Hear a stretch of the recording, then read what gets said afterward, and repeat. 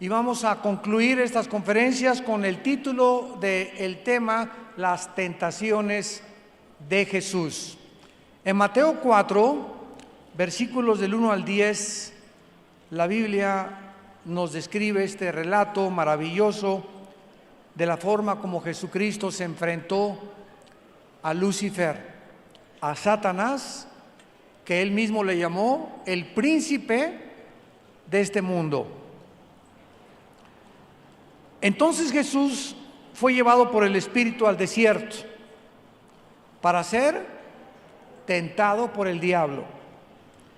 Y después de haber ayunado 40 días y 40 noches, tuvo hambre. Y vino a él el tentador y le dijo: si eres hijo de Dios, di que estas piedras se conviertan en pan. Él respondió y dijo: escrito está, no solo de pan vivirá el hombre, mas de toda palabra que sale de la boca de Dios.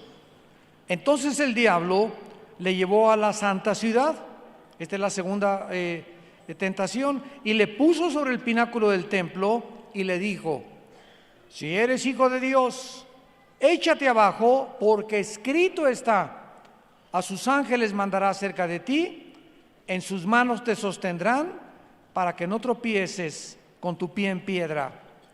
Jesús le dijo: escrito está también, no tentarás al Señor tu Dios. Otra vez le llevó el diablo a un monte muy alto y le mostró todos los reinos del mundo y le dijo: todo esto te daré si postrado me adorares. Entonces Jesús le dijo: vete, Satanás, porque escrito está, al Señor tu Dios adorarás y a Él solo servirás. El diablo entonces le dejó, y he aquí vinieron ángeles y le servían. Una de las verdades más importantes de la teología cristiana, y una de las verdades más importantes que la mayor parte de los no cristianos no han entendido, por lo cual no entienden todavía la verdadera personalidad ni la naturaleza humana que Cristo tuvo, aunada a la naturaleza divina, es precisamente lo que se llama la hipostasis, que significa la unión de la naturaleza divina y la naturaleza humana de Jesucristo sin que se hayan mezclado. Esto es muy importante, es bastante profundo, pero Cristo era 100% como tú y como yo. Como tú y como yo, era humano, lloró, tuvo hambre, tuvo sed y desde luego tenía que ser tentado en todas las cosas en las que nosotros hemos sido tentados, porque la naturaleza humana tenía que ser probada también. Y la naturaleza divina es porque Él era divino, Él era Dios, pero al mismo tiempo que Él era Dios, allá en el cielo el Padre y el Hijo estaban en el mismo lugar. En el principio era el verbo era con Dios y el verbo era Dios. Juan 1:1. Y cuando Jesucristo baja al mundo, sucede algo extraordinario, donde el Hijo no mantiene, ni tampoco discute, ni pelea quedarse en el nivel del Padre. Sin dejar de ser divino, se pone Él debajo del Padre, se somete al Padre para quedar bajo la voluntad del Padre, mientras mantenía su naturaleza humana para demostrarnos a nosotros que sus poderes divinos los ponía bajo el Padre para actuar bajo la voluntad del Padre, y nunca, mientras estuvo debajo del Padre, hizo su voluntad. Dice el capítulo 6 de San Juan: no he venido para hacer mi voluntad, sino la voluntad de Dios.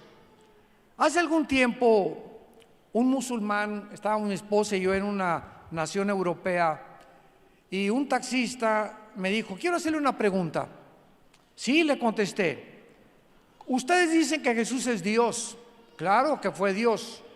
Y me dijo, ¿acaso Dios puede morir? Y me quedé así. Muy buena pregunta, porque ustedes dicen que es Dios, pero contésteme, ¿puede acaso morir? Porque si Dios muere, me contestó el musulmán, muy inteligente, se paralizaría el universo. Entonces, ¿cómo pueden ustedes sostener y decir que Jesús fue Dios y al mismo tiempo decir que murió Dios? ¿Cuál es el problema de este musulmán? La ignorancia de las naturalezas de Jesucristo. Y le dije, efectivamente, Jesucristo era Dios, pero también era hombre. Y la persona que murió en la cruz del Calvario no fue Dios, sino Jesucristo hombre. Dios puso en su naturaleza humana los pecados de todos nosotros, porque Dios no puede pecar. El que no conoció pecado se hizo pecado en nuestro lugar, y cuando Él dijo, en tus manos te encomiendo mi espíritu, la persona que moría en la cruz tenía que ser humano, pero tenía que ser Dios. ¿Por qué? Porque un ángel no podía morir por nosotros, San Martín de Porres no podía morir por nosotros, Abraham no podía morir por nosotros, ningún papa podía morir por nosotros, porque todos los hombres hemos pecado y todos hemos sido alejados de la gloria de Dios. Entonces, en la cruz solo Dios nos podía perdonar, por lo que en la cruz tenía que haber un hombre y tenía que haber un Dios. En la humanidad Él llevaba nuestros pecados, y como Dios, solo Dios puede perdonar. Ningún ser humano puede perdonar los pecados de nadie. Así que cuando nosotros comenzamos a comprender las dos naturalezas, fue precisamente lo que ignoraba este musulmán. Cuando ya le expliqué que en la cruz no moría Dios, porque Dios no puede morir, sino Cristo hombre, el Hijo del Hombre se le llamaba continuamente, comenzó a entender y dijo, qué profundidad de verdaderamente la doctrina cristiana. No lo sabía, lo ignoraba, pero ahora lo entiendo. En la primera carta del apóstol Juan, en la primera carta, no en el Evangelio de Juan, en primera de Juan capítulo 4, versículo 2, dice la Biblia, en esto conozcan el Espíritu de Dios. Todo espíritu que confiesa que Jesucristo ha venido en carne es de Dios. Y todo espíritu que no confiesa que Jesucristo ha venido en carne no es de Dios, y este es el espíritu del anticristo, el cual vosotros habéis oído que viene y que ahora ya está en el mundo.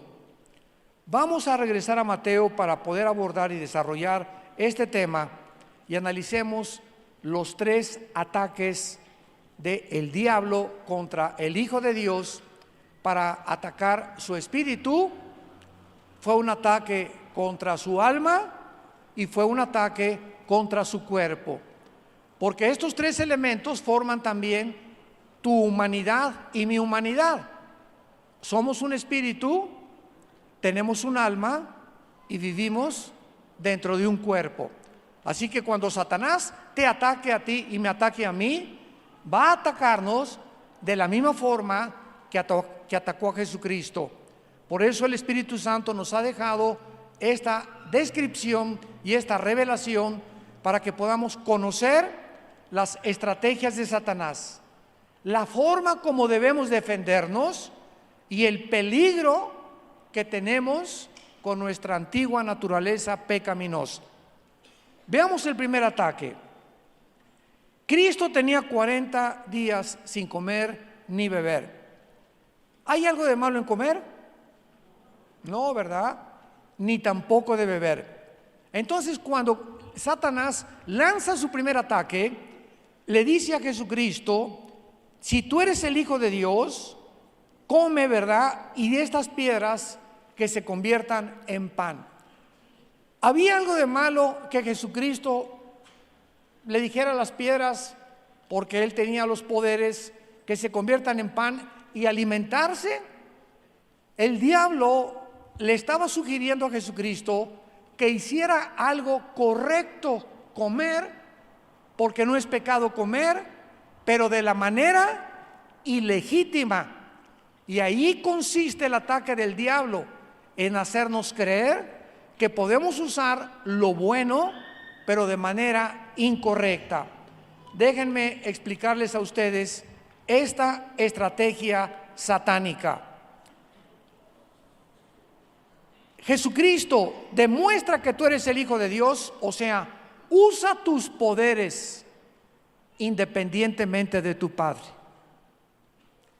No hay nada de malo comer, pero la voluntad de Dios en ese momento no era que su Hijo comiera. Y Satanás ataca la naturaleza humana, nuestros deseos de comer, la sexualidad, el deseo de beber de manera ilegítima para que nosotros satisfagamos estas necesidades, pero fuera de la voluntad de Dios. ¿Qué problema había que Cristo comiera? Ninguno. Comer sería pecado de ninguna manera. El problema radicaba que no formaba parte del plan de Dios en ese momento que Él comiera.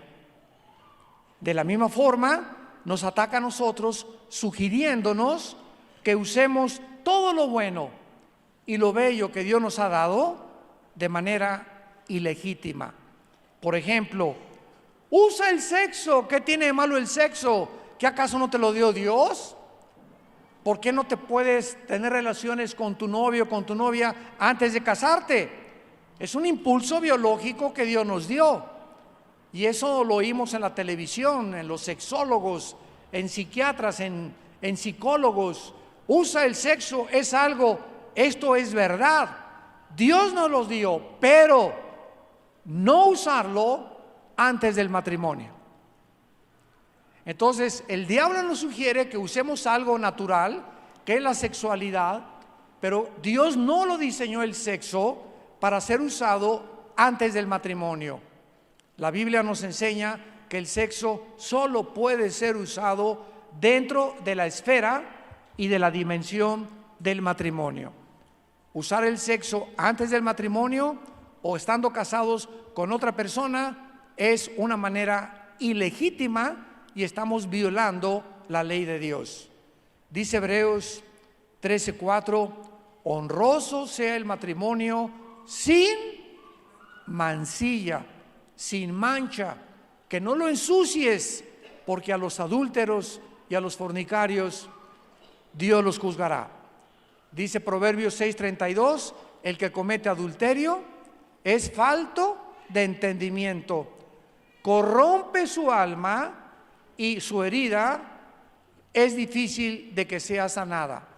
El adulterio o la fornicación o usar el sexo de manera ilegítima deteriora el carácter, descompone la persona, nos cierra y nos pone un velo para poder discernir la voluntad de Dios, porque es un pecado donde estamos atentando contra nuestra propia naturaleza, con la naturaleza de otros seres humanos y arruinando nuestro matrimonio. El diablo dice, come lo que quieras, si está bueno que comas, pero no con exceso, porque comer con exceso, ¿cómo se llama? Gula, como los romanos, que ponían las mesas de los bufetes y había camarones, había tlayudas, había esto, había pozole de Puebla, pozole oaxaqueño, tamales, etcétera, etcétera. Y los romanos llegó un momento de tanta depravación que cuando ya se sentían llenos, se metían una pluma y volvían el estómago para seguir probando los demás que no habían probado. Esto se llama el pecado de la gula. Entonces, el comer es bueno, pero lo podemos usar de manera ilegítima cuando aprovechamos de la comida. Y lo mismo dice el diablo, divierte lo que quieras. Oye, divertirte no es malo. Claro que no es malo, pero no en parrandas ni en orgías tampoco. Entonces, ¿las fiestas son malas? No, las fiestas no son malas. Son malas las fiestas del mundo. ¿El baile es malo? No, de ninguna manera.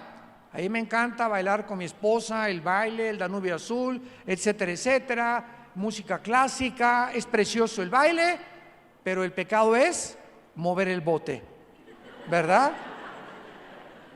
Con movimientos sensuales, que son los bailes modernos. Ahí es cuando ya estamos saliéndonos un poquito, porque estamos exaltando la sensualidad.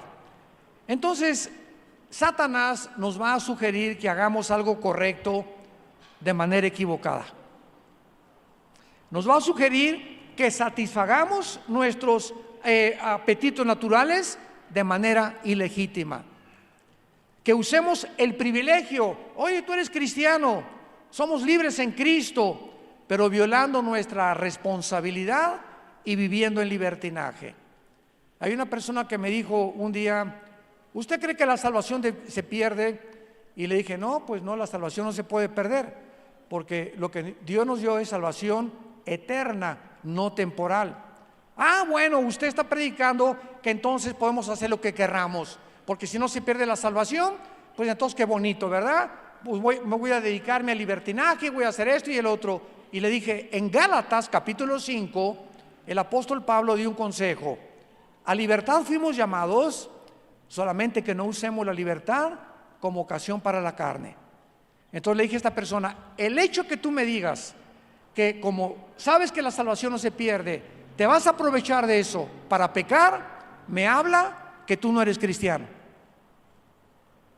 Dice Romanos capítulo 6, cuando Pablo descubrió esto: entonces perseveraremos en el pecado para que la gracia abunde. Y lo contesta en Romanos 6: de ninguna manera. ¿O no sabéis que los que hemos muerto en Cristo hemos sido bautizados en su muerte? Porque somos sepultados juntamente con Él por medio del bautismo. No es el bautismo en agua, es el bautismo en el Espíritu Santo, a fin de que vivamos para una vida nueva.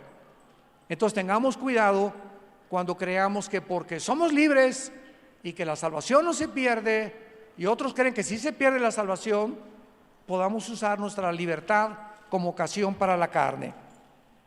¿Cómo le contestó Cristo a este ataque a Satanás en el versículo 4?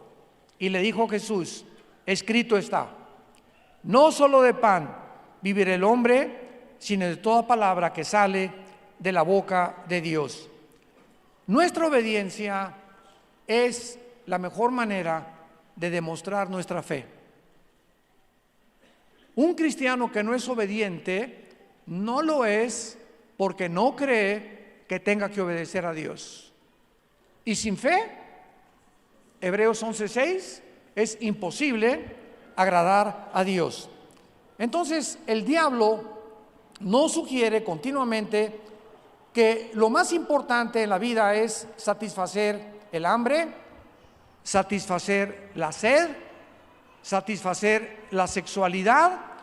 Pero de repente viene Jesucristo al mundo y nos dice: hay algo más importante que comer, hay algo más importante que beber, hay algo más importante que tu sexualidad. Nadie se ha muerto por no tener relaciones sexuales, nadie. ¿Podemos realmente subsistir sin comer muchos días? No sin agua tampoco. Y Cristo nos dice: cuando tú comienzas a entender que lo más importante para satisfacer es el alimento espiritual, la palabra de mi Padre, al comer diario la Biblia, al estar en contacto con la Biblia diario, al tener comunión diaria con Jesucristo y fortalecer nuestro espíritu, cuando yo tenga hambre y cuando yo tenga sed, pasan a segundo plano. Y entonces si tengo 3 o 4 meses como casado y por alguna razón vivo lejos de mi esposa y pues muchos andan arañando las paredes ya y dicen: es que mi esposa cometió adulterio porque pues ella me dice que nanay, y me castiga mi esposa como con un chicote, me duele más que el chicote, que porque no le he dado dinero, etcétera, etcétera. Ahí descubrimos que no es verdad que tengamos que satisfacer muchas veces estos impulsos biológicos cuando vivimos cerca de Cristo, porque Él es el que nos fortalece y el gozo del Señor es nuestra fortaleza. Entonces tenemos que descubrir eso, que la Biblia nos fortalece de tal manera que podemos, ¿verdad?, en lo famoso ayuno, estar 1 o 2 días sin comer, pero no le recomiendo a nadie que ayune si tienes que trabajar. Si tienes diabetes, no te atrevas a ayunar. Si no puedes estar 1 o 2 días dedicado a estar en la palabra y a memorizar la palabra, no ayunes. De nada te sirve no comer, irte a trabajar y por acá, por ahí con dolor de cabeza, pero Dios le dice al arcángel Gabriel: mira, Panchito lleva 3 días que ni torta se ha comido, ponle una palomita. Y el ayuno no es para echarle manita de puerco a Dios, ni para forzar a Dios que nos cumpla nuestras necesidades. Voy a ayunar para que sane a mi hijo. ¿Dónde está eso en la Biblia? Voy a ayunar para que me dé un trabajo Dios. O sea, Dios me tiene que ver en un estado de sacrificio para que se acuerde de mí. Es el mensaje que le estamos mandando. Y Dios nos contesta: ¿que tú no sabes que mi misericordia es nueva cada mañana? ¿Tú crees que yo necesito que tú hagas sacrificios para que yo pueda satisfacer tus necesidades? De ninguna manera. Qué ignorante eres de mi naturaleza divina. Yo no busco sacrificios, busco obediencia. Entonces, cuando usamos el ayuno, muchos lo usan como huelga de hambre. Ya no es ayuno, ya es huelga. Y con eso van a tratar de forzar a Dios, ¿verdad?, a que les cumpla sus caprichos. Y Dios no es del PRI, ni del PAN, ni de Morena tampoco. No es un partido político, los cristianos, para que hagamos huelga de hambre y Dios nos pueda contestar.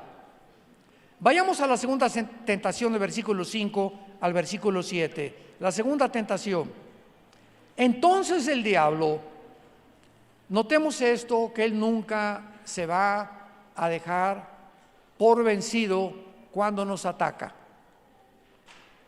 Cuando nosotros vencemos una tentación, no creas que ya la hiciste. Te tienes que mantener en la fortaleza del Señor, en la palabra de Dios, orando para no caer en las tentaciones que en el futuro tiene preparadas para nosotros. Muchos de nosotros no hemos caído en tentaciones ni hemos hecho pecados porque no hemos tenido la oportunidad. ¿No es verdad? O sea, bueno, yo me he encontrado con hermanos cristianos y muchos me dicen: mira, yo ahorita pues no he adulterado ni he fornicado. Y yo les pregunto siempre: ¿has tenido la oportunidad de hacerlo? ¿A qué te refieres?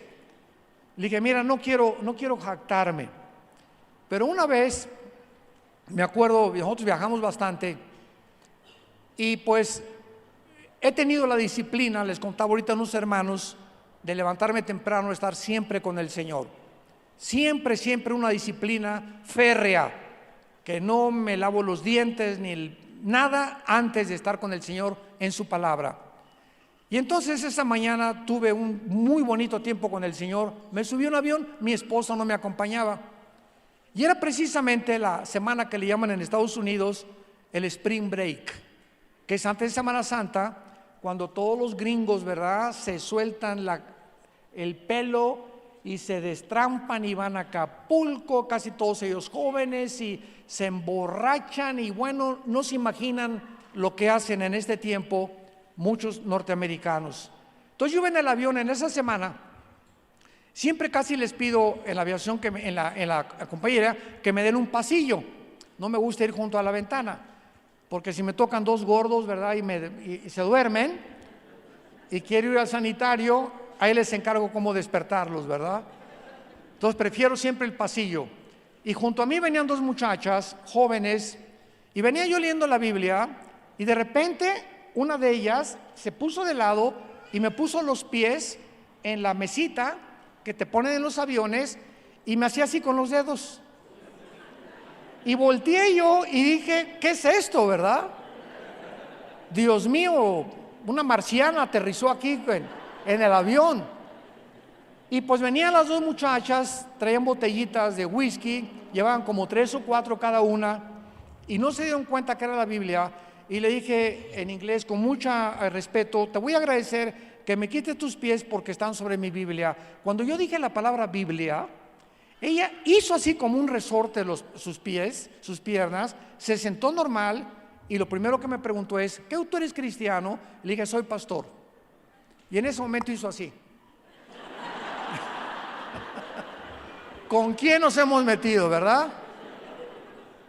Pero yo le contesto a mi esposa como un incidente, porque en ese momento se los digo: si yo no hubiera estado fuerte y no estuviera en el Señor, aunque sea pastor, quién sabe si hubiera soportado la tentación, porque me estaban invitando después, ¿verdad?, a que bajara con ellas y que las acompañara, y pues nadie me ve, nadie en el avión me reconoció, y pues y así pensamos: nadie me ve, nadie, pero Dios observa todos nuestros caminos. Entonces yo pienso, y no lo puedo negar, si yo me descuido, yo caigo, igual que tú, igual que yo, igual que cualquiera.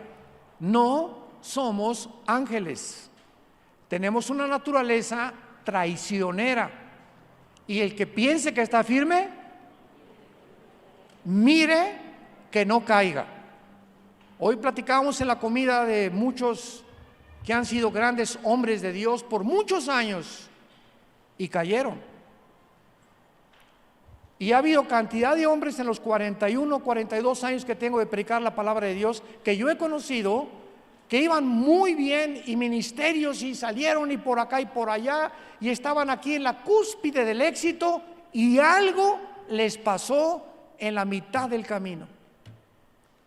Y me acuerdo cuando alguien muy sabio me dijo: Armando, no es como comenzamos, sino como terminamos lo que vale delante de Dios. Porque pudiste haber tenido 25 años maravillosos y 30 años maravillosos, y una pequeña locura echa a perder el perfume y una sopa, dice el rey Salomón. A los más sabios los puede echar a perder una locura, una canita al aire, un desliz por haber estado descuidados, arruina completamente nuestra vida personal, nuestra vida matrimonial, nuestro ministerio, el trabajo, nuestros hijos, por una canita al aire. Hay cosas y decisiones que tienen consecuencias que pagas muy caro después, la cosecha que tienes que recoger. Cristo lo dijo claramente: escrito está, no tentarás al Señor tu Dios. En este ataque notamos que el diablo lo lleva al pináculo de un templo, y es interesante que lo haya llevado ahí, fuera en la ciudad de Jerusalén, al pináculo del templo. ¿Por qué lo llevó ahí? ¿Por qué el diablo agarró a Jesús y lo subió hasta arriba de la punta del templo? Porque el diablo sabe lo siguiente: que la mente humana es altamente influenciada por el medio ambiente que la rodea. ¿Saben ustedes que en un partido de fútbol tú vas tranquilo y de repente se levantan las porras al Barcelona o al América, y los gritos que están por ahí te contagian a tú hacer lo mismo? Yo tengo un hijo que es pastor, Alan, y él es americanista. No le digas de las Chivas porque te deja de hablar. Dice que nada más los americanistas son espirituales. Bueno, él se disfraza cuando va al Estadio Azteca, se pone el América, lleva su, ¿cómo se llama? La cosa que es a vuelta, la matraca, etcétera, etcétera. Y ahí está gritando, y siempre llega: papá, me acabé la voz. El medio ambiente donde tú te encuentras te afecta. Cuando se juntan 100 muchachas en un concierto de un muchacho como Luis Miguel, Justin Bieber, etcétera, etcétera, las muchachas en ese medio ambiente se vuelven locas. En ese medio ambiente, y verdad, y la avientan de besos y todo, y te das cuenta cómo se desborda, se desbocan emocional y sentimentalmente. No lo harían en la calle con cualquier persona, pero bajo ese medio ambiente les influye para poder desembocar todas sus pasiones y todos sus sentimientos. El ambiente donde crecimos nos puede hacer sentimentales. Yo me acuerdo la primera vez que regresé a Oaxaca, yo nací aquí en la ciudad de Oaxaca, y pasaron casi 40 años, 35 o 40 años que no volví aquí a mi tierra. Y precisamente volví cuando el pastor Betanzo me invitó una vez a predicar con ustedes. Y cuando yo me bajé el avión aquí en Oaxaca, sentía algo en mi alma que no había sentido nunca en ninguna parte donde he viajado. Y sin que yo me acordara de eso, sentía algo, ¿verdad?, que me conectó con el lugar geográfico donde Dios escogió que yo naciera. Pero muchas veces estos lugares nos conectan y nos traen sentimientos que nos cambian completamente. Cuando alguien se muere, por ejemplo, y pierdes un hijo, tu esposo, tu papá, yo no les recomiendo ver sus fotografías en 4 o 5 meses. Y ahí están los hermanos. Mi papá, mi hijo, pues ¿para qué lo ves? Guárdalas, o sea, al ver las fotos nos trae recuerdos que nos van a lastimar y van a tocar. El contacto con el medio ambiente nos lastima, y si te hace daño no lo hagas. Entonces, dentro de 5 o 6 meses que estés más fuerte, ve las fotos que te traen recuerdos sentimentales. Mientras tanto no las veas. Mi esposa se fue, hermano, mírela. ¿Para qué la veo? ¿Para qué la ves? Fíjense cómo somos, ¿verdad? O pasamos por un bosque y ahí hace cuánto, 10 años tuviste una novia y pusiste en el bosque Chencho ama Chencha con un corazoncito, y después de 10 o 15 años regresas ahí y al ver el corazoncito en el árbol te trae memorias y comienzas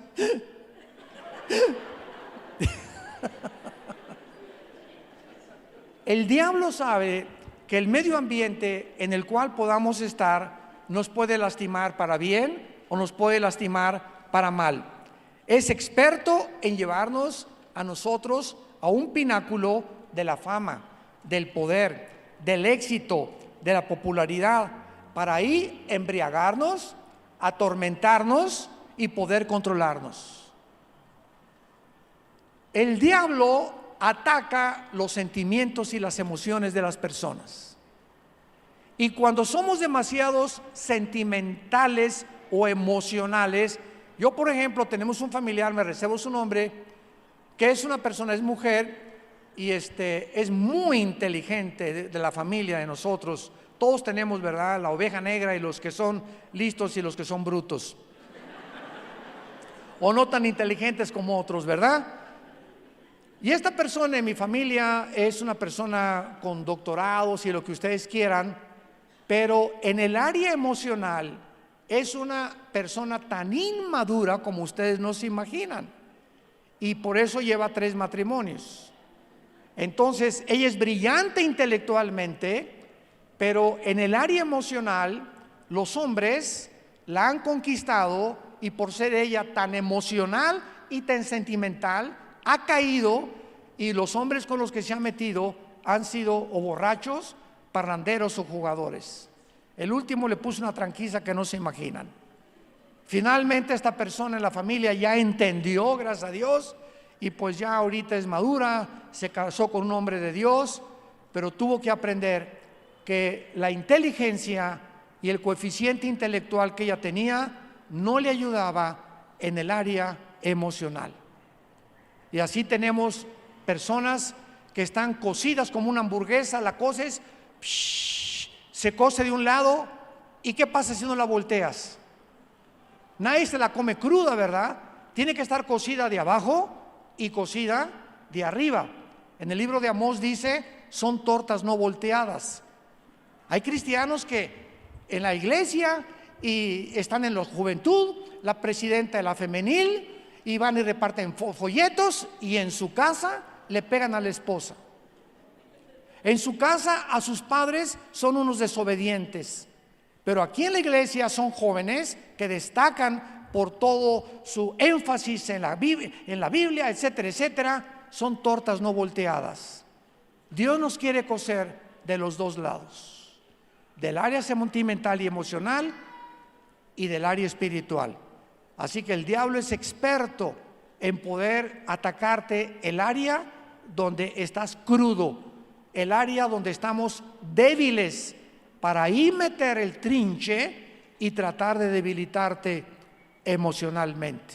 Él es muy, muy inteligente. ¿Cuál fue la defensa de Cristo en el versículo 7 contra este ataque? Escrito está: no tentarás al Señor tu Dios. En otras palabras, ¿qué podemos entender acerca de esta defensa?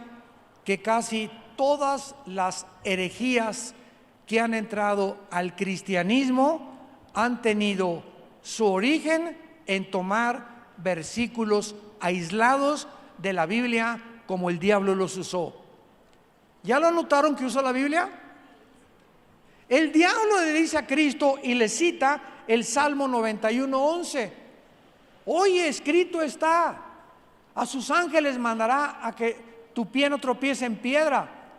Dicen que el diablo nunca es más diablo que cuando trae la Biblia debajo del brazo. El hecho que una persona traiga la Biblia así, no creas que es cristiano. El diablo se la sabe de memoria. El diablo sabe que Cristo es Dios y los demonios también, pero no obedecen. Entonces de nada te sirve conocer la Biblia y ser un experto en teología y en soteriología y en escatología y angeliología, y sin embargo eres un rebelde a sus mandamientos. Hace muchos años había un gran escritor en México muy famoso, ya murió. Escuchen esto: este hombre en México tradujo la Biblia del griego al castellano. Imagínate nada más, ¿no?, el trabajo tan minucioso y tan detallado que se requiere para hacer esto. Y una vez me invitaron a un debate contra él y me dijeron que él había oído de nuestra persona y quería debatirme por el radio. Esto fue por el radio, no fue por la televisión. Y cuando yo oí que él era el traductor de la Biblia del Nuevo Testamento, lo primero que pensé fue: pues es cristiano. Oye, si alguien conoce el Nuevo Testamento, es él, las palabras originales de todo, etcétera, etcétera. Y entonces comenzó el debate y yo no entendía por qué él me quería agredir. Y oiga, usted cree, y siempre presumiendo, como dijo en el griego, hablaba en griego, y me quería apantallar en el griego diciéndome: pues yo conozco mucho más que tú.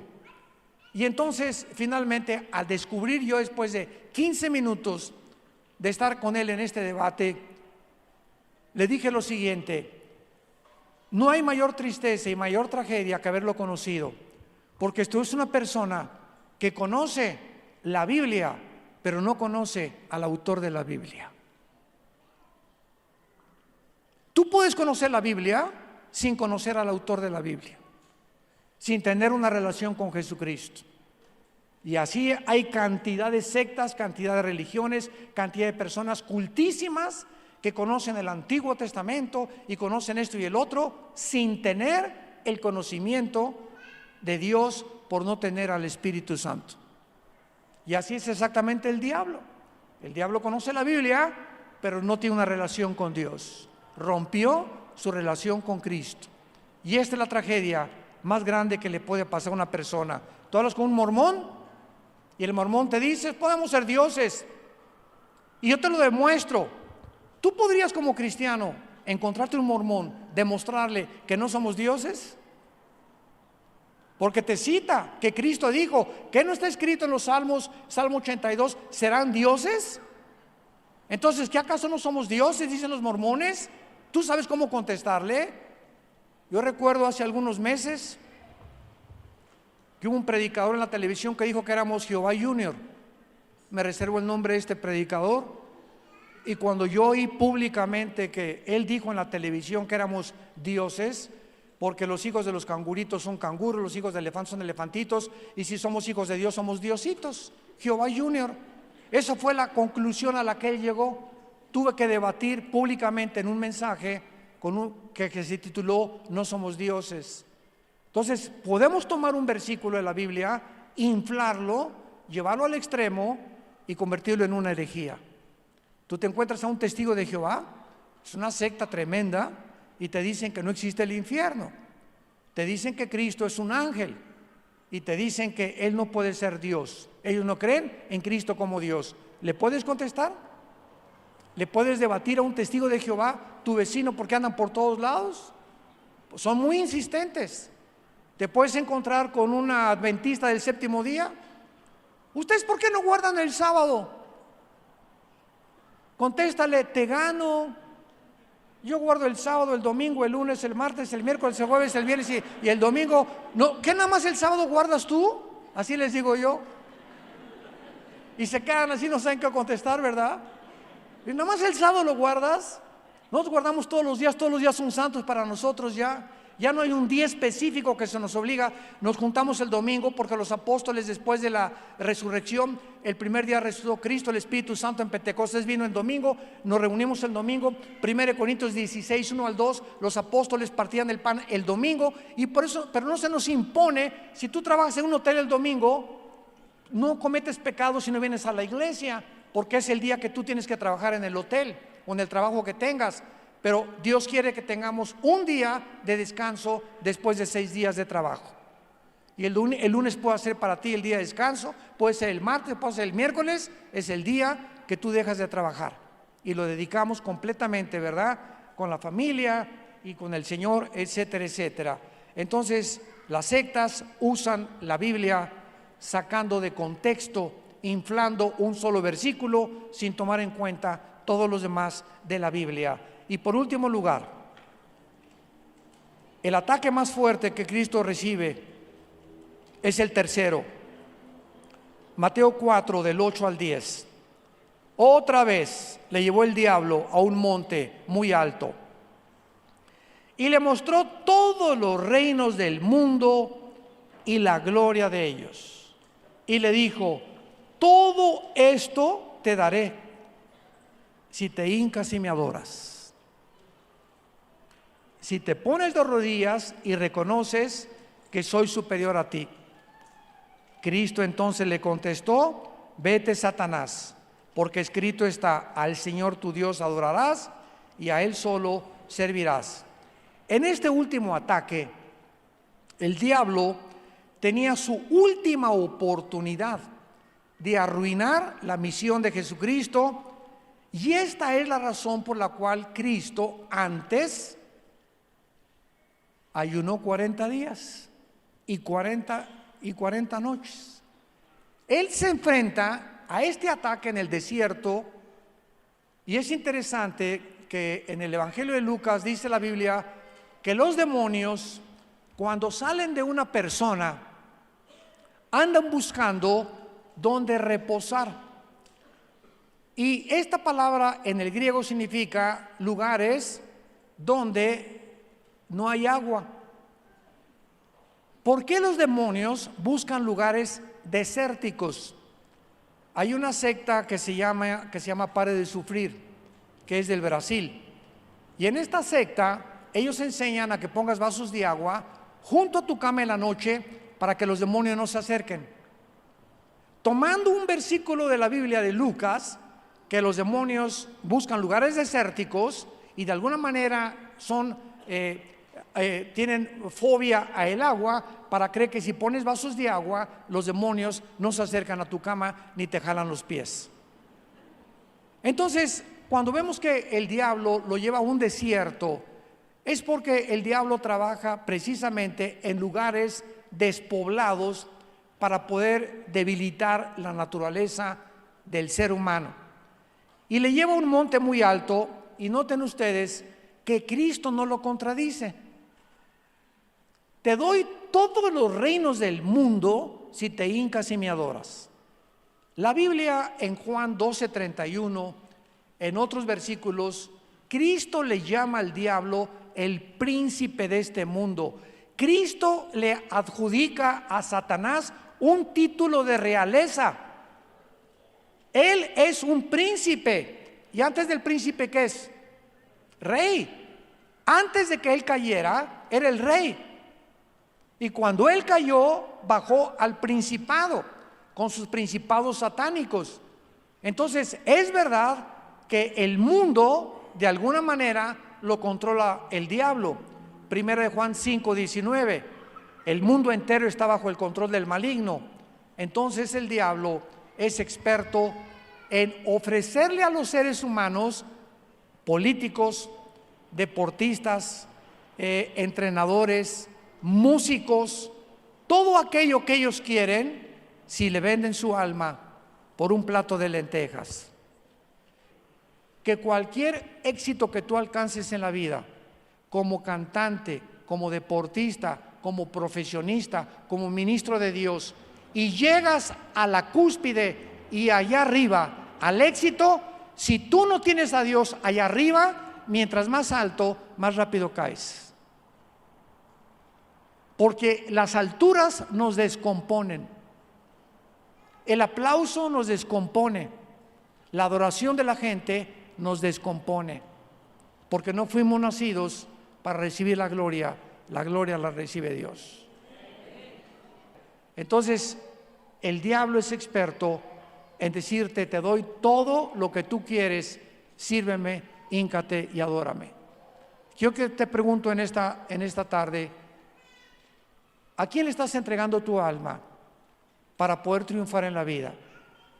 Es que mi jefe, me dijo una muchacha de mi trabajo, me dijo que me invitaba a tomar un café. Pastor me habló como a las 10 de la noche, se la pasé a mi esposa. Hermana, es que mi jefe me invita y es casado, ¿qué hago? Yo soy soltera. Mi esposa le dijo: no te atrevas a aceptar una invitación de tu jefe. Es que me dijo que me iba a aumentar el sueldo. Y entonces le contestamos: estás vendiendo tu alma al diablo por un miserable sueldo. Porque a lo mejor sí te aumenta el sueldo, pero este es un hombre casado, trae un anillo, y este anillo, ¿sabe lo que significa? Que ya no salimos del mercado. Cuando una mujer ve este anillo, huye, salte corriendo, porque ese hombre ya no está en el mercado, ya no está en el menú. Esto significa que ya estamos unidos a una mujer. Y cuando no traes este anillo, ¿verdad?, es cuando muchos se aprovechan de ti. Entonces, ¿cuántas personas por un sueldo mejor, por venderse, por vender su cuerpo, porque el compadre me invitó con unas prostitutas, me voy de parranda con él, porque si no me voy con él es mi jefe y a lo mejor pierdo mi trabajo? ¿Cuántos de nosotros somos tentados a vender nuestra alma al diablo por un miserable plato de lentejas? Y la Biblia nos dice: ¿de qué le sirve al hombre ganar el mundo si pierde su alma? Pregúntate en esta tarde: ¿a quién estás sirviendo? ¿Quién es tu amo? ¿Qué es lo que representa Jesucristo en tu vida? Cuando venga la tentación, porque va a venir, y todos vamos a ser tentados para que nuestra fe sea probada, ¿estás seguro, estás segura de pasar la prueba? Para terminar, hace algunos años un hombre me habló a las 1 de la mañana. Oye, Armando, me dice: fíjate que mi jefe, tengo una entrevista con él a las 10 de la mañana, y me habló a su oficina hoy en la noche antes de irme a casa para decirme que quería hablar conmigo, y estoy seguro que me quiere preguntar si soy cristiano. Y entonces, ¿qué le digo?, me dijo. ¿Cómo que qué le dices?, le contesté. Pues claro que lo eres, no te avergüences jamás de decirle que eres cristiano. Bueno, porque Dios no nos ha dado un espíritu de cobardía, sino de poder. Me habló como a las 12 del día, al otro día, y me dice: oye, quiero comunicarte una buena noticia. ¿Qué pasó?, le pregunté. Me dice: fíjate que mi jefe me habló. ¿Y qué te preguntó? Que si era cristiano. Y le contesté: claro que lo soy. ¿Y sabes lo que me dijo? Qué bueno, te estaba probando para ver si realmente tienes el valor de poder ser una persona en la que yo pueda confiar. Si le hubiera dicho que no era cristiano, lo hubiera corrido. pero lo estaba probando Dios a través de su jefe para ver cómo respondía. Y así Dios nos va a probar a todos nosotros, y el día que nos avergoncemos de Él, Dios se avergonzará de nosotros y delante de sus ángeles, porque no nos ha dado Dios un espíritu de cobardía, sino de poder, de amor y dominio propio. Esta es la forma en la que demostramos a qué amo estamos sirviendo. Te damos gracias, Padre, por tu palabra en esta tarde, por estos 3 días maravillosos que nos has regalado cerca de tu palabra, para ser alimentados con ella, para que el Dios y Padre de Jesucristo, el pastor de las ovejas, por el pacto sempiterno, nos habilite, nos fortalezca y nos prepare para que hagamos siempre las cosas que son agradables delante de Él. Que nunca nos avergoncemos de haber sido llamados a servirte, todo lo contrario. Él no tuvo vergüenza en una cruz de morir en nuestro lugar, resucitar a los 3 días para prometernos que volveremos a vivir con Él después de la muerte, y saber que en esta vida tan corta que tenemos, nos la ha dado para probarnos. Porque Dios prueba el corazón, Dios prueba al ser humano. Y cuando esta prueba venga, dichosos y felices los que pasen la prueba, porque recibirán las recompensas y las coronas que Dios ha preparado para todos los vencedores. Te damos gracias, Señor, en esta tarde por los pastores de esta iglesia, los hermanos Betanzos, sus hijos, a quienes bendecimos, el círculo de servidores que ellos tienen a su alrededor, que los sostienen, oran por ellos. Te pedimos, Señor, que los guardes de todo mal y que puedan ellos continuar con la energía, la salud, las fuerzas, la iluminación, con un espíritu de sabiduría y de inteligencia, continuar guiando a tu pueblo por sendas de justicia por amor de tu nombre. Y si tú en esta tarde no tienes a Jesucristo, o tal vez te has avergonzado de Él en alguna parte de tu vida pasada, en este momento pídele perdón. Dile: Señor mío y Dios mío, me arrepiento de haberme avergonzado de ti, de haber aceptado esta oferta que me hicieron donde me querían comprar, de haber aceptado esta proposición indecorosa que yo no merecía haber aceptado. Lávame con tu sangre, Señor, fortaléceme, porque quiero acabar la carrera sin mirar atrás y no tener nada de qué avergonzarme en el día de Jesucristo. Te pido que en este momento entres a mi corazón como mi Señor y mi Salvador. Te recibo por la fe y te doy gracias por haber muerto y pagado en la cruz con tu sangre por todos mis pecados. En el nombre de Jesús. Amén. Que Dios los bendiga. Que Dios los guarde a todos. Que Dios los fortalezca.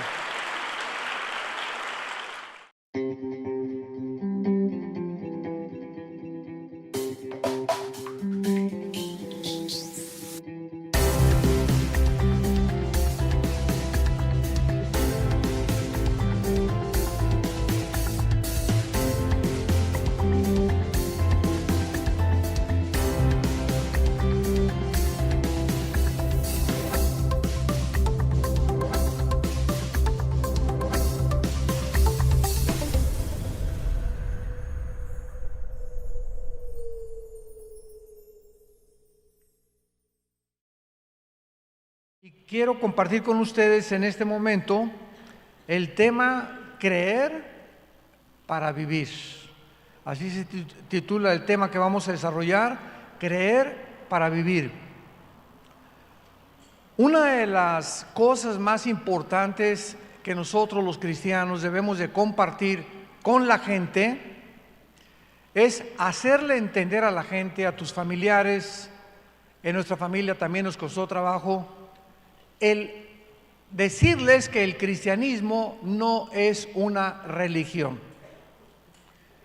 Yo recuerdo cuando rechacé la religión que mis padres nos inculcaron, les contaba yo ayer, porque me decepcioné muchísimo de tantas cosas que descubrí, mentiras, etcétera, etcétera, y pues me fui al otro lado, ¿verdad? Me fui al lado del ateísmo. Y cuando mi hermano me comenzó a compartir ya a los 26 años de edad que yo tenía, que él no me venía a hablar de ninguna religión, porque le dije, mira, estoy hasta acá de religiones, las he estudiado, el catolicismo, el hinduismo, el zoroastrismo, el islam, etcétera, etcétera, y ninguno de sus líderes me parece adecuado, todos son sacrificios, todos son, cada quien dice que tiene la verdad. A ver, le dije a mi hermano, ¿cuál de las religiones es la verdad? Y él simplemente me dijo, mira, no te vengo a hablar de ninguna religión, te vengo a hablar de una persona. Una persona, me dice, sí, a ti te gusta y has estudiado los héroes, has estudiado los grandes conquistadores, porque yo soy adicto a la lectura desde muy niño, siempre me ha gustado mucho leer. Y actualmente por lo menos 3 libros leo al mes, soy adicto a la lectura, es mi adicción, creo que es una buena adicción. Y cuando me habló de Jesucristo, le dije, sí, cómo no, nació en Belén, ¿verdad? Y su madre fue la Virgen María. Pero cuando él me dijo, ¿en dónde has leído acerca de Jesucristo? Yo no recuerdo jamás en la religión que teníamos que hayamos nunca abierto la Biblia. Nunca teníamos una Biblia con un candado. Y solo cuando venía un padrecito, porque a mi papá le encantaba comer con ellos, invitarlos a comer, etcétera, etcétera, él le quitaba el candado y él era el autorizado para leérnoslas. Nosotros no la podíamos leer. Bueno, todo esto fue cambiado a través del tiempo, cuando vino la revolución ecuménica y el cambio tremendo, cuando ya la Iglesia romana comenzó a permitir que se leyera la Biblia por el pueblo sin que ya tuviera el imprimatur o la autorización del Vaticano. Y pues gracias a Dios hay ahorita millones de católicos que han comenzado a leer la Biblia y han comenzado a descubrir que el cristianismo es muy diferente a como nos lo habían enseñado. Entonces comencé a leer a Cristo y descubrí que el cristianismo no son dogmas, ni ceremonias, ni liturgias, ni sacrificios. De irnos de rodillas caminando a la villa 1 kilómetro, 3 kilómetros, o no comer en 8 días o 10 días, o golpearnos con pencas de plátano o de ayute o de agave, ¿verdad?, la espalda para sangrarnos y que Dios nos mire y que tenga misericordia de nosotros.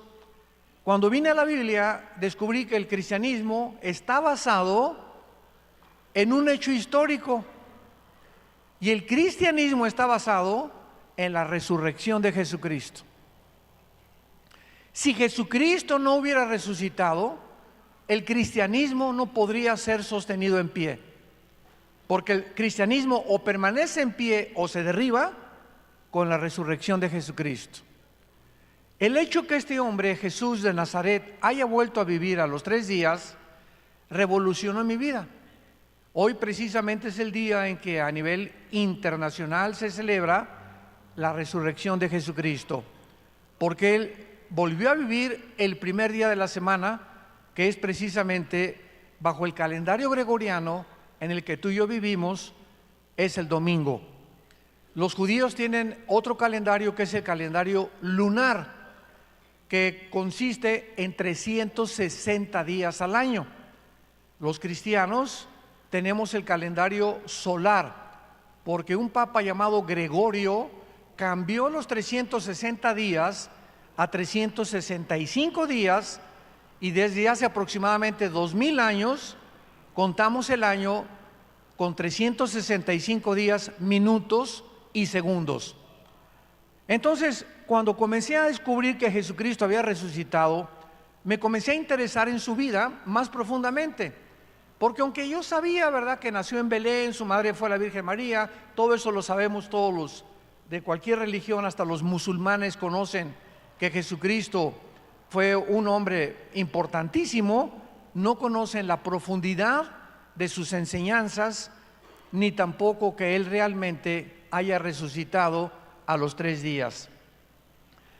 Entonces necesitamos tratar de definir qué significa creer, que eso es precisamente lo que quiero compartirles a ustedes en esta mañana. Hace algunos años, uno de los más grandes científicos alemanes, nacionalizado norteamericano, y que fue el primer astrofísico que mandó el primer cohete a la Luna en 1969. Él se llamaba Werner von Braun.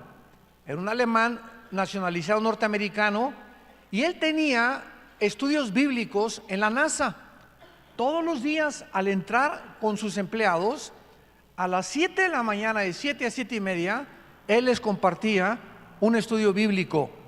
Y escuchen las palabras de este científico que dijo en la Universidad de Harvard, en Massachusetts, antes de morir: la credulidad es virtud de gente que no piensa o razona.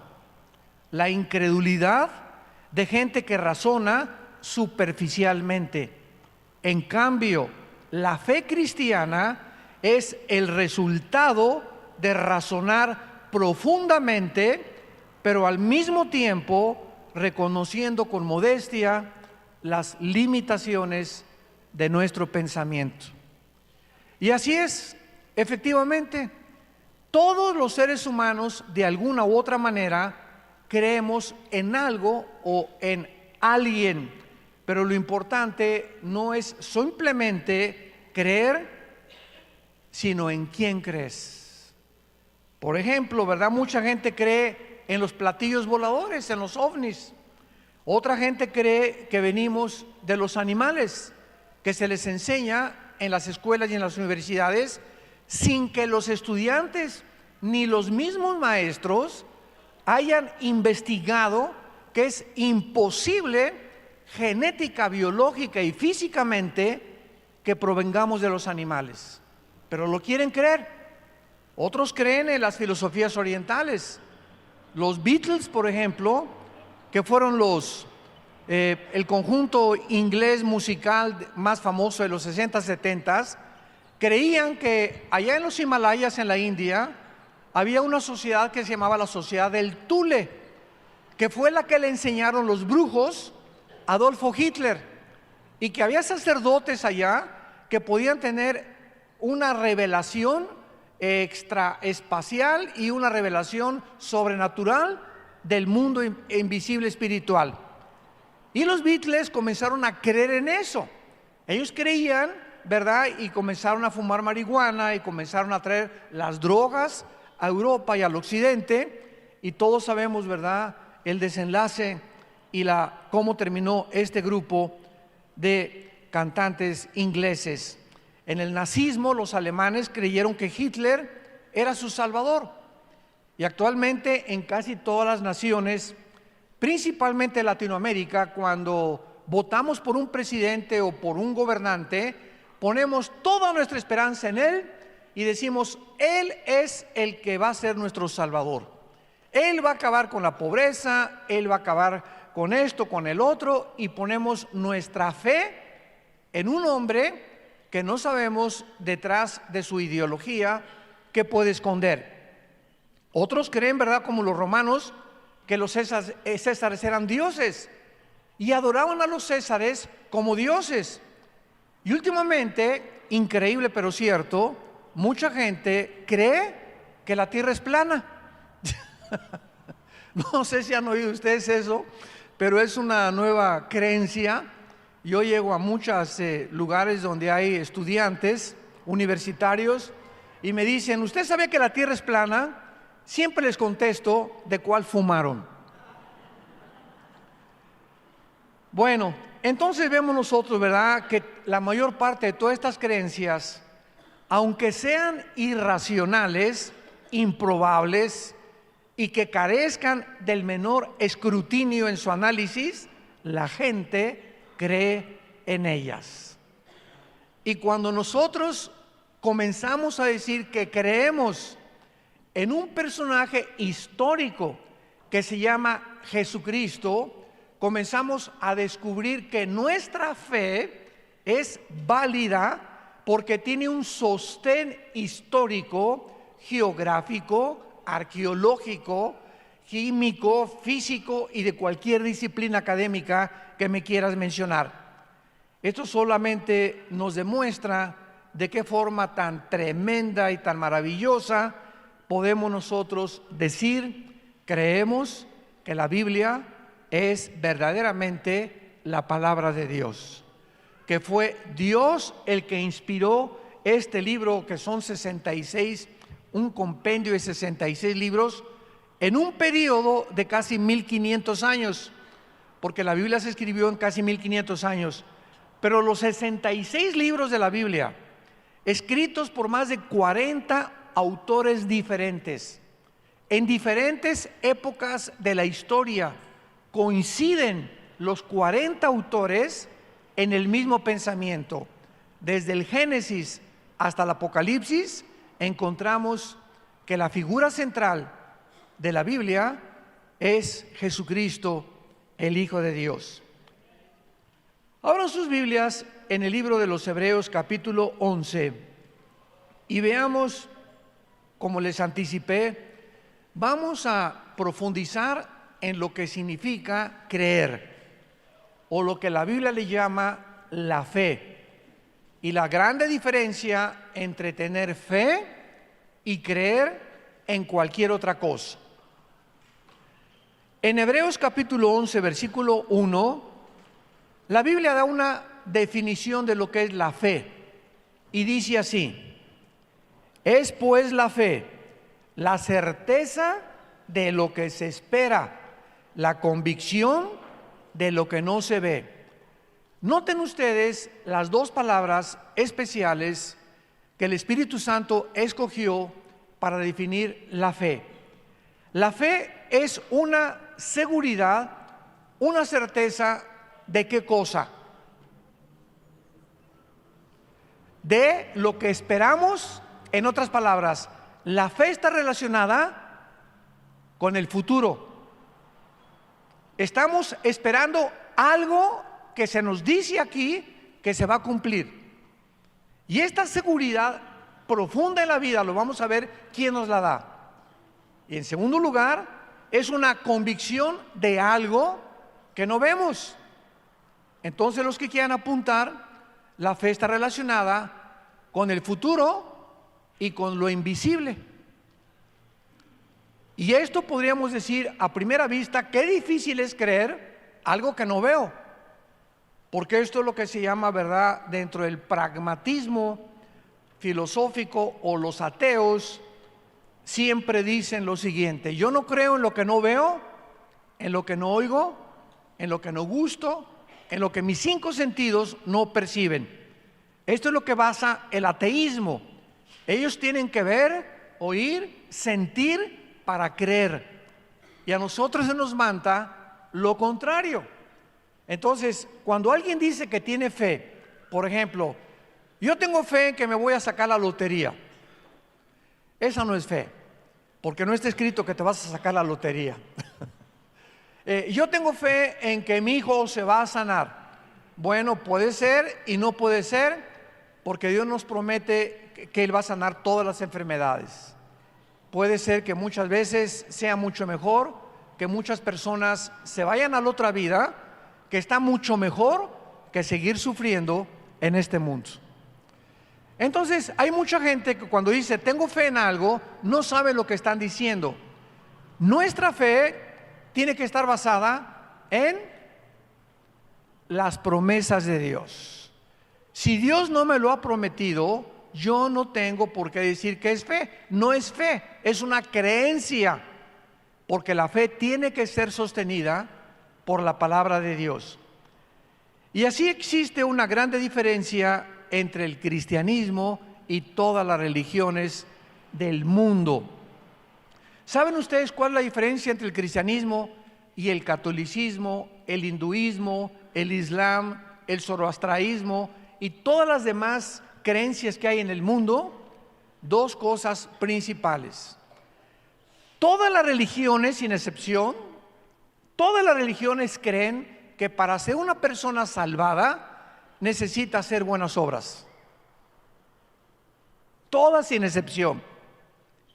Y en segundo lugar, que se necesitan hacer ciertos sacrificios.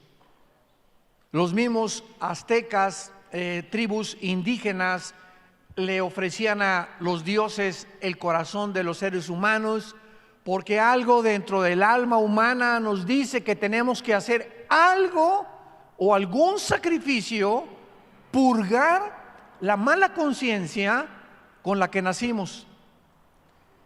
Los egipcios enterraban a sus víctimas con su espada y con comida. ¿Quién les dijo a los egipcios que iba a haber vida después de la vida? Los hindúes creen que es la religión más antigua del mundo. El hinduismo es la religión más antigua del mundo. Creían o siguen creyendo en la reencarnación, que cuando alguien muere regresas de cucaracha a un ratón o a una vaca. Entonces, una de las cosas más irracionales dentro de esta religión es la siguiente: si realmente hay una evolución en la reencarnación, porque la India sigue siendo uno de los países más pobres del mundo. Ya era para que hubieran evolucionado, ¿verdad? Para que hubieran progresado un poquito. Entonces, vemos nosotros a través del estudio de la historia y las religiones de qué forma siempre se insiste en hacer algo. Cuando venimos a la Biblia, encontramos un mensaje que no es humano. Nadie hubiera podido inventar el mensaje de la salvación que está en la Biblia. Este mensaje, que es diferente a todos los mensajes de todas las religiones, nos dice lo contrario: que para que tú puedas ser salvado y entrar al cielo, no necesitas hacer nada. Y esto choca inmediatamente contra el razonamiento y la teología de los religiosos. Cuando Cristo estaba en la cruz y le dijo al ladrón que borracho, parrandero, asaltante, mujeriego, violador, asesino, y dile y ponle los adjetivos que quieras a ese ladrón, y Cristo le dice: hoy estarás conmigo en el paraíso. Y imaginémonos a los fariseos abajo: pero no se ha bautizado, nunca hizo ninguna obra buena, nunca se fue de rodillas, ni nunca se sangró las rodillas, ni la espalda se la golpeó con pencas de plátano, le pegó a su abuelita y a su mamá, y era bien grosero y blasfemo. Ahí sí, nada más porque sí. Así ya ahorita, con todo lo que hizo, tú le dices que se va al cielo. La palabra de la cruz es locura al que se pierde. Dios lo hizo a propósito para enloquecer y confundir nuestra sabiduría, porque de acuerdo a nuestra sabiduría necesitamos hacer algo para que Dios nos acepte. Y si no hemos hecho algo bueno, y si no voy a la religión y no hago buenas obras, y no me pongo el miércoles de ceniza aquí, y no hago un sacrificio, o no compro un asilo de ancianos, o un lugar para los niños pobres, como los artistas de cine, pues fulano de tal construyó un asilo para los ancianos, el artista no sé qué, que ganó el Grammy, que ganó el Oscar, todo mundo ya, ¿verdad? Es un altruista, es segurísimo que sí va al cielo.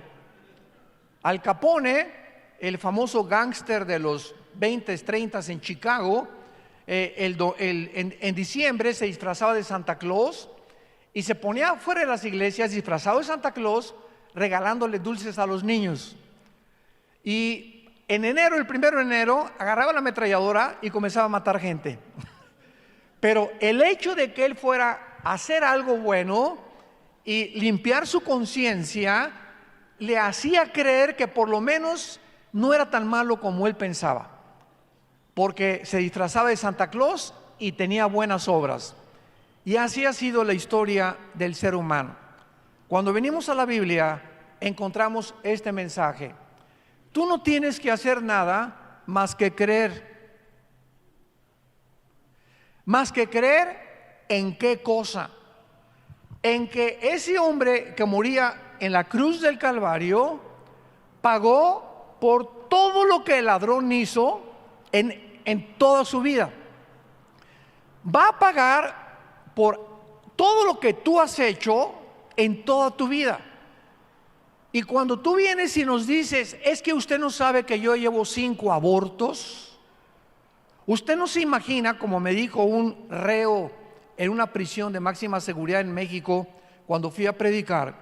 Al acabar el mensaje se acercó conmigo este reo y me dice, es que pastor, usted no sabe que yo debo 25 vidas.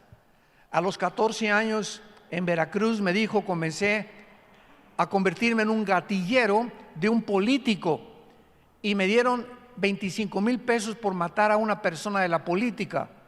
A los 16 llevaba yo 5 personas y a los 25 años me mandaron a matar a alguien a la Ciudad de México. Iba yo manejando por el periférico, traía mi revólver 38 y alguien se me atravesó y saqué la pistola y lo maté. Y estoy en la cárcel purgando 15 años por ese crimen del periférico. La policía no sabe que yo llevo 24 antes que el del periférico.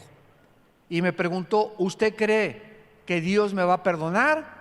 Y le contesté con la Biblia, la sangre de Cristo nos limpia de toda maldad. Y cuando el ser humano escucha eso, que Dios paga en nuestro lugar en la persona de su Hijo, para que todo nuestro pasado, no importa lo negro que haya sido, nos regala, porque es un regalo, no tenemos que hacer nada, la salvación. Esta palabra es la única palabra que ninguna religión tiene. Porque una vez me preguntaron eso, ¿podría usted definir qué es el cristianismo con una sola palabra?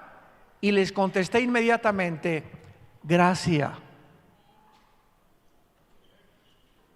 Porque por gracia somos salvos. Efesios 2, 8 y 9. Porque por gracia somos salvos por medio de creer. Simplemente Dios nos manda a decir, crean lo que mi Hijo hizo en el lugar de ustedes y te regalo la salvación. Es un regalo inmerecido. Pero después de que recibimos la salvación, nuestras buenas obras que tenemos que hacer, ya no las hacemos para recibir la salvación, sino como un fruto de que ya hemos sido salvados. Porque la fe sin obras es muerta. Un cristiano que dice, soy cristiano y Dios me salvó, y sigue portándose igual a como se portaba antes de ser cristiano, es la fe de los demonios. Una vez una señora me dice, oiga, pastor, yo siempre he creído en Dios. Y le dije, ¿en cuál Dios? ¿Cómo que en cuál Dios? Le dije, sí, los hindúes tienen millones de dioses, los griegos tenían los dioses al Apolo y Zeus, etcétera, etcétera. Creer en Dios no basta. El diablo no es ateo. El diablo también cree en Dios y los demonios creen en Dios, pero no lo obedecen. Entonces, si tú dices que tú eres cristiano y has creído en el nombre de Jesucristo, forzosamente tu vida tiene que ser cambiada. Amas más a tu esposa, amas más a tus hijos, comienzas a leer la Biblia. Un cristiano que no lee la Biblia y que me dices, tengo un mes que no leo la Biblia, tengo un mes que no oro, no eres un cristiano, eres un religioso.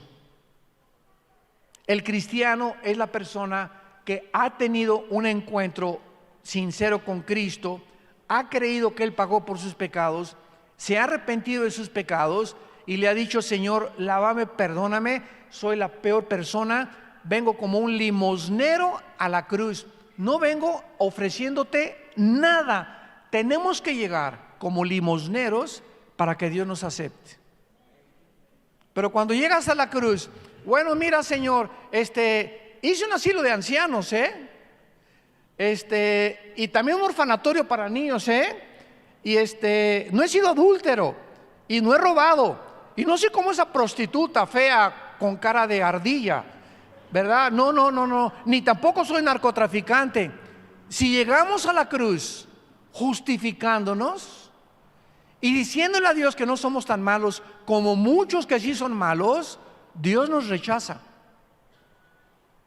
Porque tenemos que venir como somos, no tenemos nada que ofrecerles. Aunque te digan en Oaxaca que eres la rosa de Castilla, y aunque te digan que has sido San Clodomiro de Tule,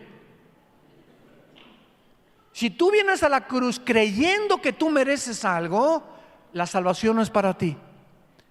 Él vino por los enfermos, por los que reconocen que están enfermos y que necesitamos un encuentro con Él. Vayamos a Juan capítulo 4, el Evangelio de Juan capítulo 4, y veamos todo este ejemplo que hemos estado en este momento desarrollando en el caso de una mujer de lo peor, la famosa mujer samaritana, una mujer que no iba a misa, una mujer que no iba, ¿verdad?, que no se podía jactar de que fuera buena, era una mujer prostituta, era una mujer adúltera, y cuando se le encuentra a Cristo, ni siquiera estaba casada con la persona que estaba viviendo, vivía en Amaciato. Y veamos el encuentro entre esta mujer y Jesucristo. Cuando Jesucristo se le encuentra en el capítulo 4, versículo 9, la mujer samaritana se impresionó al principio porque los judíos no podían pasar por Samaria. Cuando vino la cautividad babilónica, 600 años antes de Cristo, por los babilonios, muchos judíos en Samaria regresaron con muchas costumbres babilónicas y mezclaron el judaísmo con las religiones babilónicas, y entonces los judíos ortodoxos dijeron: no, ustedes no son como nosotros, y ni siquiera se atrevían a pasar de Judea hacia el norte por Babilonia, por Samaria. Entonces, cuando Cristo entra a Samaria con sus discípulos, los discípulos iban, nos imaginamos, ¿verdad? Híjole, si alguien nos ve y nos toma una foto ahorita, o si alguien ahorita se da cuenta que estamos aquí, nos van a llamar que cómo andamos con pecadores, cómo podemos atravesar por un lugar que no es digno de nosotros ni de nuestra religión. Y le dice la mujer: ¿cómo tú, siendo judío, me pides de beber? Por eso se sorprendió. Yo soy mujer samaritana, porque judíos y samaritanos no se tratan entre sí. Aquí había ya un prejuicio cultural entre dos grupos étnicos. Cristo le responde: si tú conocieras el don de Dios y quién es el que te dice dame de beber, tú le pedirías y él te daría agua viva.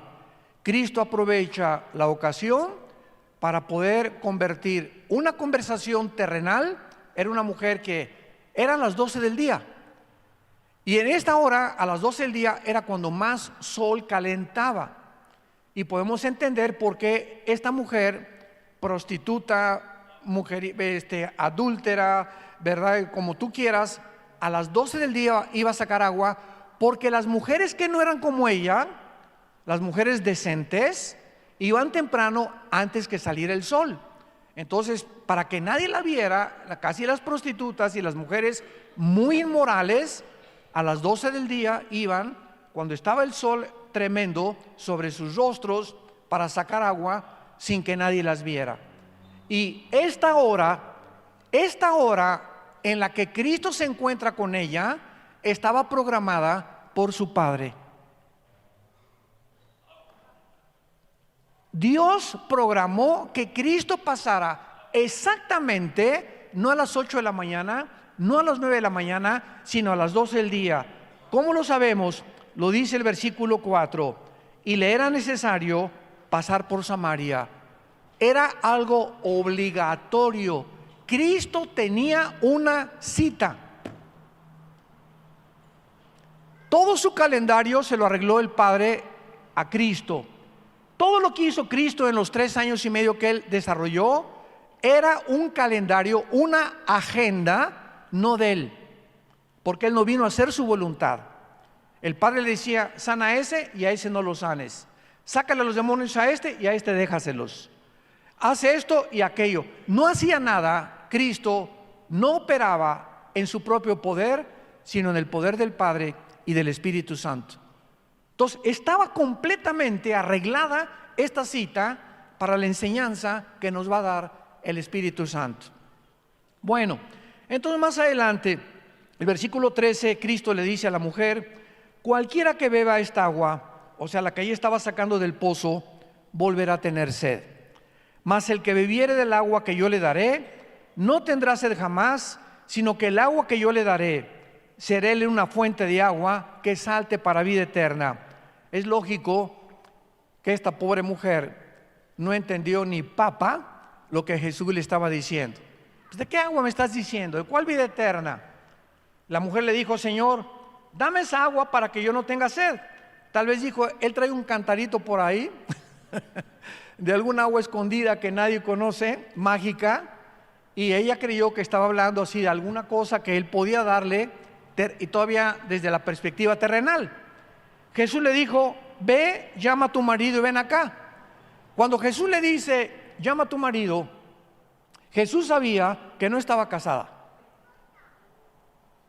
Vean ustedes la misericordia de Dios con los pecadores. Llama a tu marido. La mujer le respondió: no tengo marido. Jesús lo sabía, pero se lo dijo a propósito. Y Jesús le dijo: bien has dicho, no tengo marido.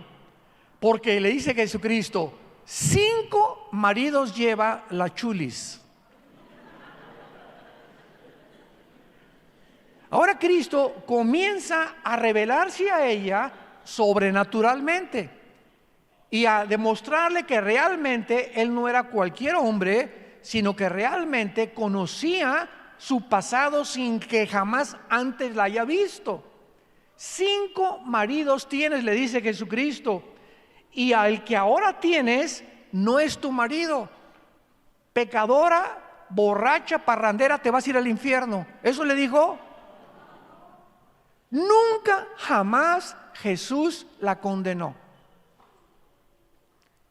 Ella era ignorante de la religión, como lo vamos a ver a continuación. Esto has dicho con verdad. Entonces la mujer, versículo 19, le dijo: Señor, me parece que tú eres profeta. Y vean la respuesta de la mujer: nuestros padres adoraron en ese monte. Ustedes dicen que en Jerusalén es el lugar donde se debe adorar. Esta mujer inmoral, al mismo tiempo de ser adúltera y llevar 5 maridos, era una mujer religiosa. ¿Cuántos conoces así tú? Que tienen su amante pero se persignan el domingo, o van a alguna iglesia el domingo, que roban y asaltan y matan, pero traen una medallota con la Virgen de la Macarena. Estamos llenos de toda esa gente que creen que simplemente una religión es cumplir y poder hacer y vivir como te da la gana. Entonces, esta mujer le plantea a Cristo un problema que es de los más grandes de toda la historia, y una pregunta que yo traía en mi mente también por muchos años.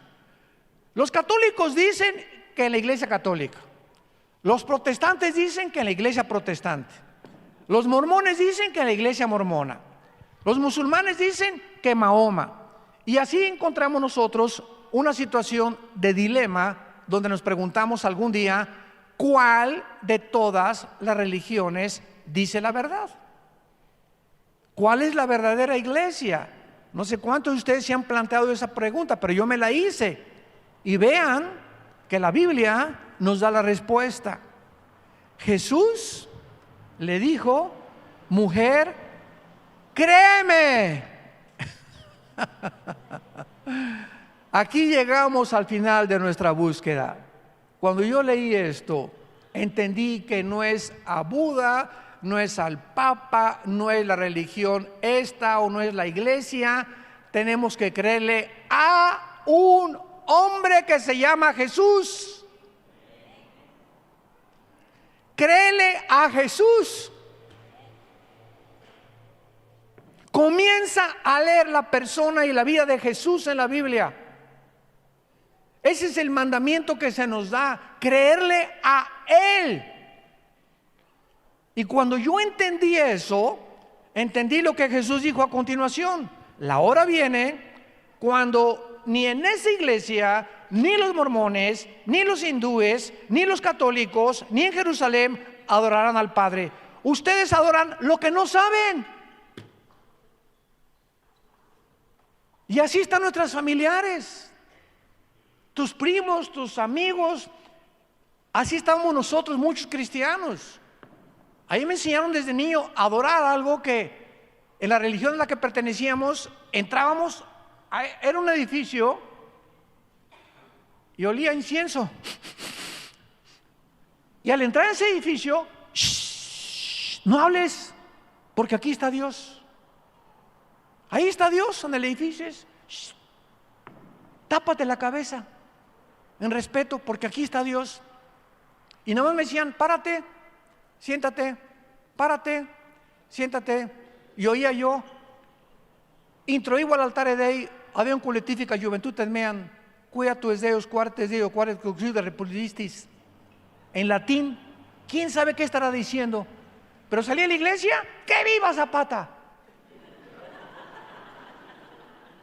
Pero al entrar a ese edificio, ahí estaba Dios.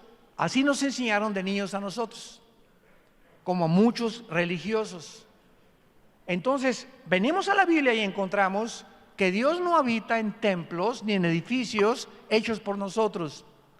Y es lo que Cristo le dijo a la mujer: viene la hora cuando se acabaron los edificios. Los edificios ya no se van a llamar templos. No le llamamos templo al edificio. Ahora el templo es nuestro corazón con el Espíritu Santo. 1 Corintios 6, 19 y 20. ¿No sabéis que sois templo de Dios y que el Espíritu Santo mora en vosotros? Se nos caen las vendas. Y ahora, donde 2 o 3 se reúnan, ahí se encuentra la iglesia de Dios. La iglesia no son edificios, no son liturgias, no son ceremonias, no son desfiles, no son golpes de pecho. La iglesia somos los seres humanos, el cuerpo de Cristo. Vean ustedes cómo comienzan las vendas a caerse y a entender lo que adorábamos, lo que no sabíamos. Cuando Pablo en Hechos 17 llegó a Atenas, había una estatua grandísima que decía: al Dios desconocido. Los atenienses, los filósofos, Sócrates y los estoicos y todos ellos que amaban la razón y la verdad, adoraban a dioses que no conocían. Y así es, ese es un religioso. Adoran lo que no saben. El Islam viene y se hinca y no adoran a Mahoma porque no saben que Mahoma está vivo. El budismo es una religión atea. ¿Me oíste bien? Es una religión atea. Oiga, pero ¿qué religiones ateas? Es que la palabra religión no significa creer en Dios. El comunismo está considerado que es una ideología política en una otra religión. Virgen del Socorro. ¡Cuánta ignorancia! ¡Cuánta ignorancia! El día que conozcas la verdad te hará libre, dijo Jesucristo. Y esta mañana te habla Jesucristo a que le conozcas a Él, a que entiendas que Él es en el que quiere Dios que creamos, porque Él es la resurrección de la vida. Él te quiere perdonar en esta mañana, no importa lo que tú hayas hecho, y tú tienes que comprender simplemente que lo necesitas, y que si Él no entra a tu vida, vas a seguir igual, y no vas a poder cambiar, porque necesitamos el poder del Espíritu Santo para poder vivir la vida que es agradable delante de sus ojos. Oremos. Te damos gracias, Señor, por tu palabra en esta mañana, y te damos gracias porque tú eres el camino, el único camino, la única verdad, absoluta, inexorable, eterna. Y tú eres la vida eterna.